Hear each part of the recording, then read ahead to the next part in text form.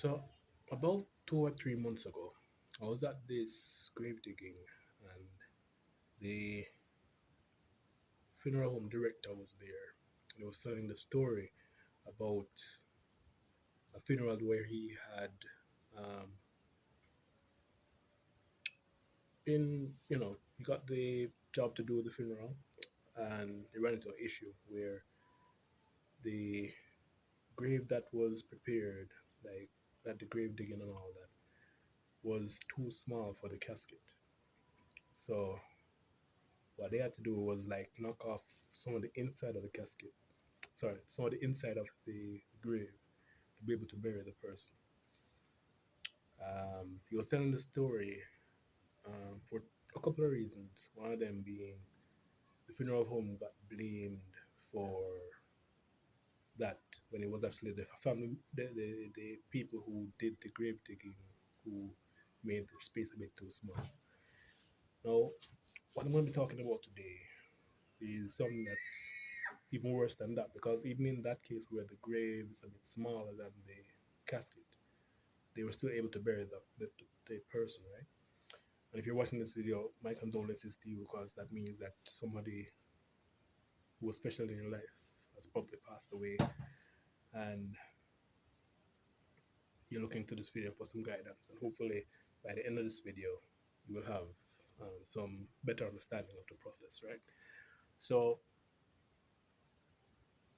there's this piece of paper that if you don't have it from the start, meaning um, when it's issued to you from the hospital or from the RGD department, registered general department within the hospital, to the funeral day, you won't be able to get all of the stuff done. And it can actually lead to your funeral being cancelled if you don't have it on the day of the funeral. Because without this being signed off on by the either the pastor or whoever is presiding over the funeral, um, they will typically sign it at the burial spot right before, or they'll make sure that you have it, and then they'll sign it after the body has been placed. It's one of those things that you need to have. So what it is this pink slip, and it's pretty much a burial order. So as I mentioned, you're gonna need it from the start, because when it comes on to the grave digging, as in the plot, as in you, if you're the person that's in charge of the funeral, choosing the plot, the parish council office is going to request that you hand this over to them briefly and momentarily, so that they can sign it off that you have been given the spot. So you need at that point, you also need, as I said, on the funeral day, so that the pastor or whoever's presiding can sign it off. And you're gonna also need it. So it's three times in the funeral process you're gonna need it. You're gonna need it at the start to get the ball rolling. You're gonna need it on the funeral day, and also let's say you bury the person on the weekend, you're gonna need it the week after also. So the next week, so it have to be either the Monday, Tuesday, Wednesday. They're gonna tell you, the person that signed it at the funeral, that you need to bring this back to the RGD office at the hospital to get to drop off a piece of it. So when you get this, it's gonna be like a bigger piece. A bigger piece gonna be attached to it. Once it once you go back to the RTD office, they're gonna take that piece. They're gonna tell you that if you wanna get the official certificate printed out and everything, um, you're gonna need this to go to the RTD office, not the one at the hospital, the one that is located in the parish office itself. So it's a very important piece of paper. So don't lose it.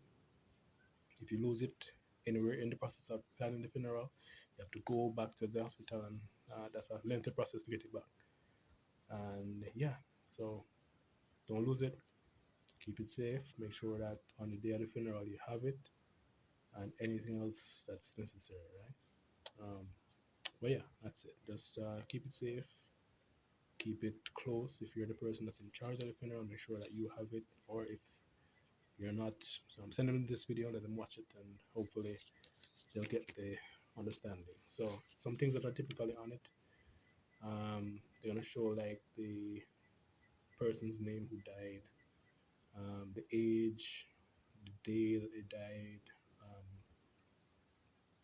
the hospital, the parish, um, yeah, all right. So yeah, and just do your best, and I hope that this process works out well for you. All right. Once again, my condolences.